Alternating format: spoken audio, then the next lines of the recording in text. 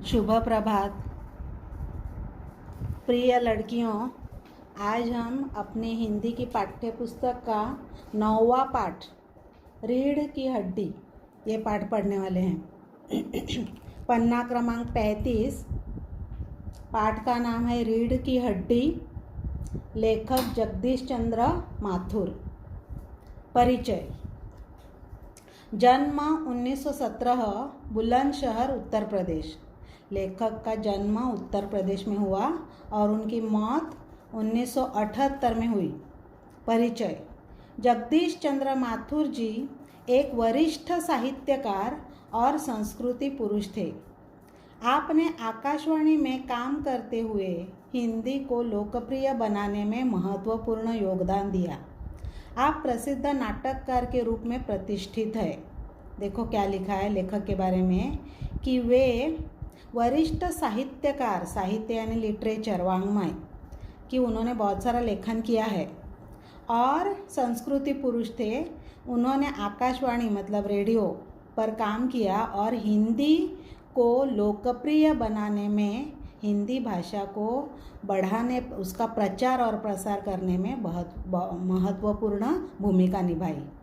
वे प्रसिद्ध नाटककार के रूप में प्रतिष्ठित हैं, मतलब जाने माने हैं।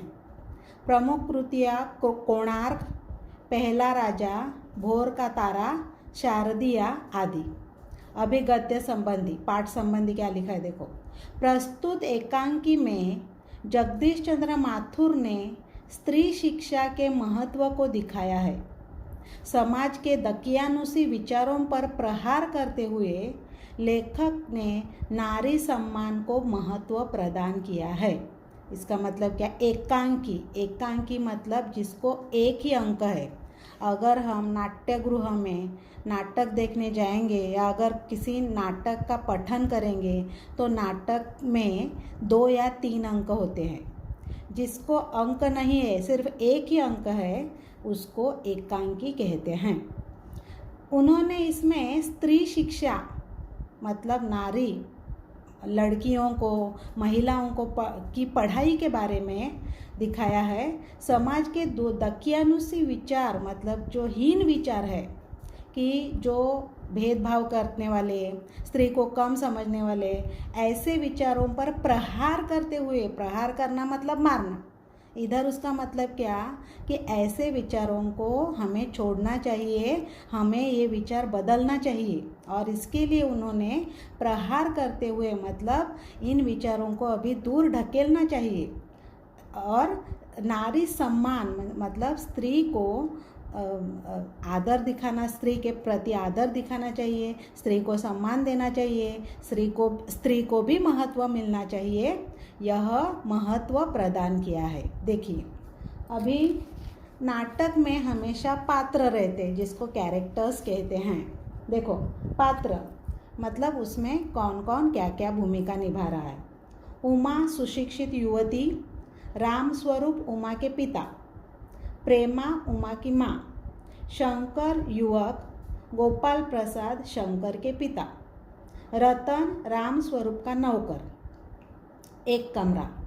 अंदर के दरवाजे से आते हुए जिन महाशय की पीठ नजर आ रही है वह अधेड़ उम्र के हैं। एक तख्त को पकड़े हुए कमरे में आते हैं। तख्त का दूसरा सिरा उनके नौकर ने पकड़ रखा है। रामस्वरूप, अबे धीरे धीरे चल, अब तख्त को उधर मोड़ दे। उधर तख्त के रखे जाने की आवाज़ आती है। रतन, बिछा दे साहब। रामस्वरूप, जरा तेज आवाज़ में, और क्या करेगा? परमात्मा के यहाँ अक्ल बंट रही थी तो तू देर से पहुँचा था क्या? बिछा दूँ साहब। और यह पसीना किस लिए बहाया है? रतन, तख्त बिछाता है। ही। रामस्वरूप, दरी उठाते हुए, और बीबी जी के कमरे में से हारमोनियम उठा ला और सितार भी। जल्दी आ। रतन जाता है। पति पत्नी तख्त पर दरी बिछाते हैं।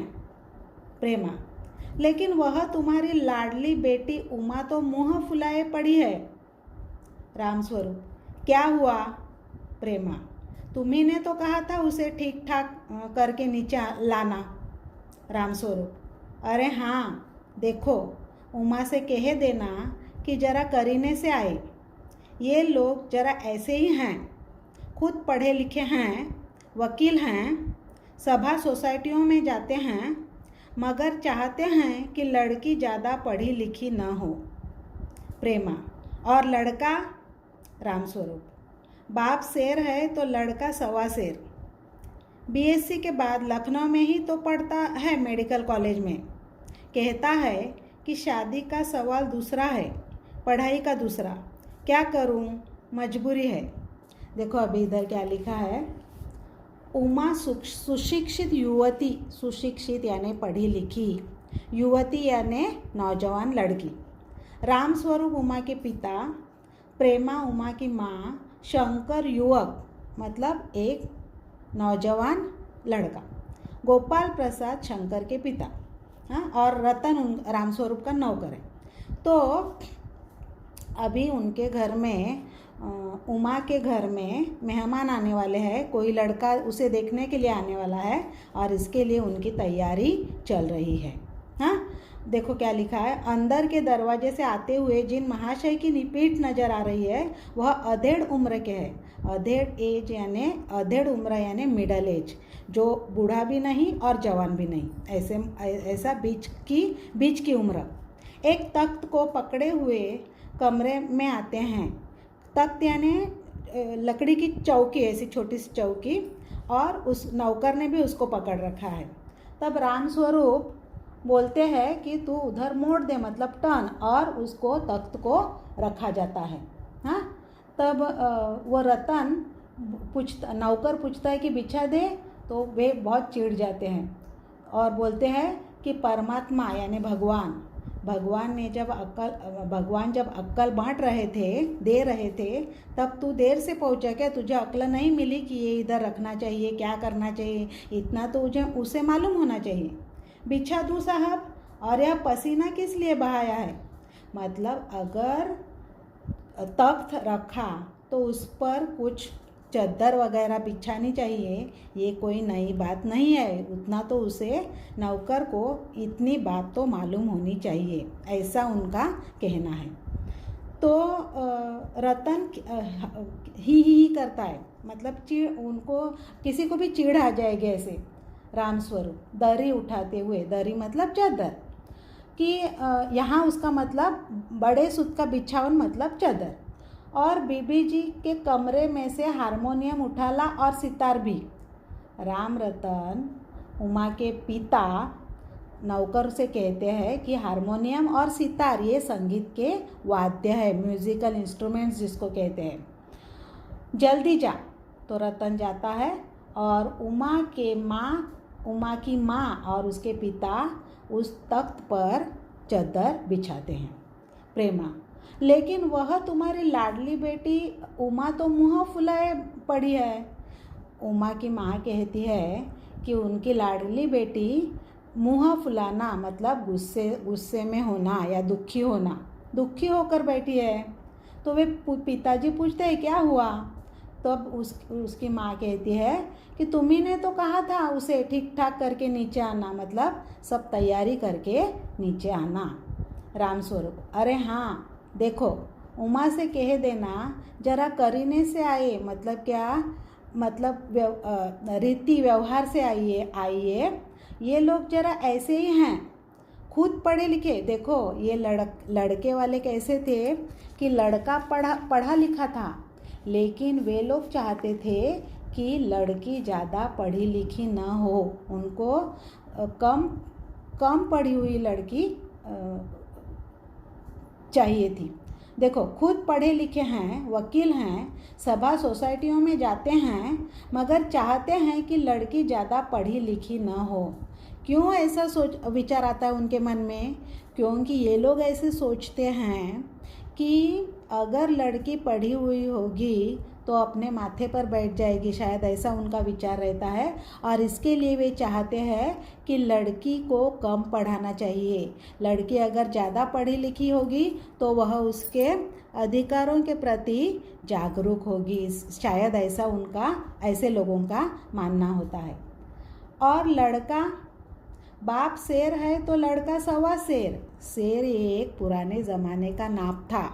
हाँ, तो मतलब बाप से बढ़कर, बेटा बाप से बढ़कर। बीएससी के बाद लखनऊ में ही तो पढ़ता है, मेडिकल कॉलेज में। कहता है कि शादी का सवाल दूसरा है, पढ़ाई का दूसरा।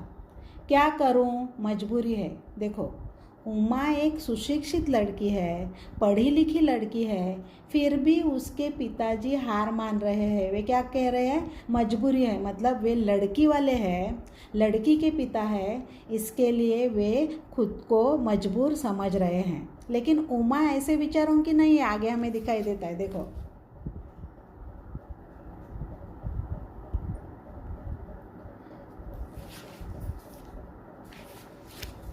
रतन, बाबूजी बाबूजी, धीमी आवाज़ में। रामस्वरूप दरवाजे से बाहर झांक कर, अरे प्रेमा, वे आ भी गए।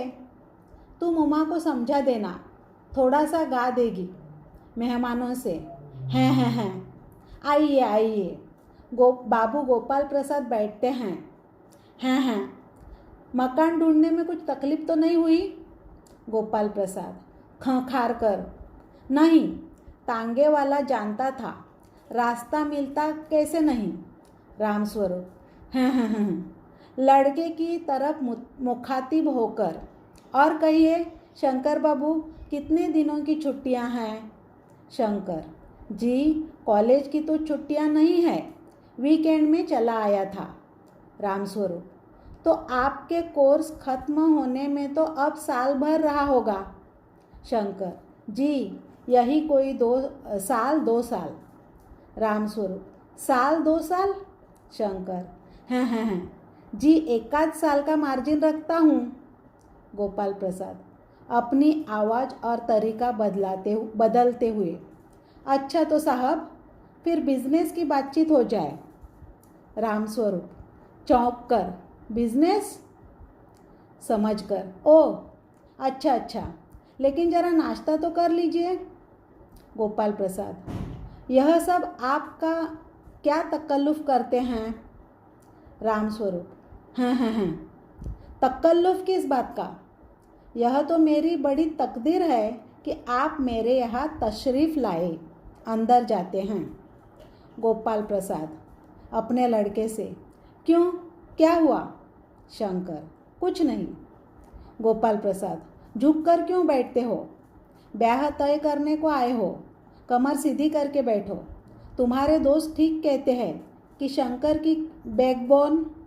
इतने में बाबू रामस्वरूप चाय की ट्रे लाकर मेज पर रख देते हैं। गोपाल प्रसाद, आखिर आप माने नहीं। रामस्वरूप चाय प्याले में डालते हुए, हैं, आपको विलायती चाय पसंद है या हिंदुस्तानी? गोपाल प्रसाद, नहीं साहब, मुझे आधा दूध और आधी चाय दीजिए, और ज़रा चीनी भी ज़्यादा डालिएगा।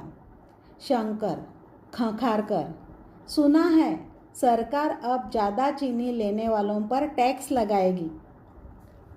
देखो क्या लिखा इधर कि रतन उमा के पिता को बताने के लिए आता है कि उनके घर में जो मेहमान आने वाले थे वे अभी आ गए हैं। देखो, अरे प्रेमा, वो आ भी गए, तुम उमा को समझा देना, थोड़ा सा गा देगी मेहमानों से। हाँ, फिर अभी वे उस शंकर और उसके पिता गोपाल प्रसाद का स्वागत करते हैं और उनको घर में लाते हैं और उनसे पूछते हैं कि मकान ढूंढने में कुछ तकलीफ़ तो नहीं हुई। तब वे बोलते हैं कि वे तांगे में आए और तांगे वाला रास्ता जानता था, उनका घर जानता था। खंखार कर मतलब गला साफ करके। अच्छा, लड़के की तरफ मुखातिब मतलब सामने देखकर। और कहिए शंकर बाबू, कितने दिनों की छुट्टियां हैं?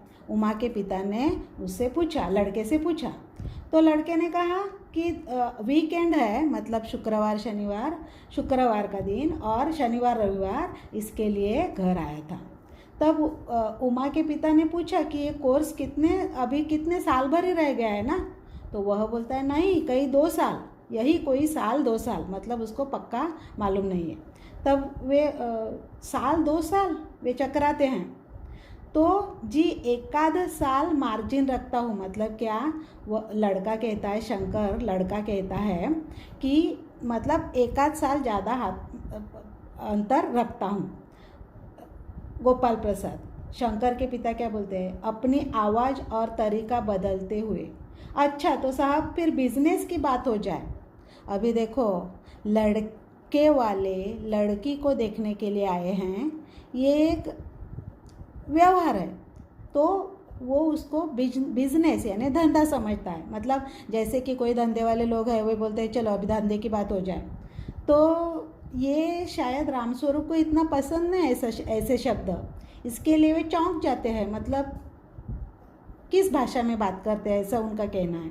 बिजनेस समझ कर, ओह अच्छा, लेकिन ज़रा नाश्ता तो कर लीजिए। देखो हमारे घर में हमेशा जब मेहमान आते हैं तो पहले हम उनका स्वागत करते हैं, उनको बैठने के लिए कहते हैं, फिर हम उनको चाय पानी खातिरदारी करते हैं और फिर उनसे बातें करना, गप्पे मारना शुरू करते हैं।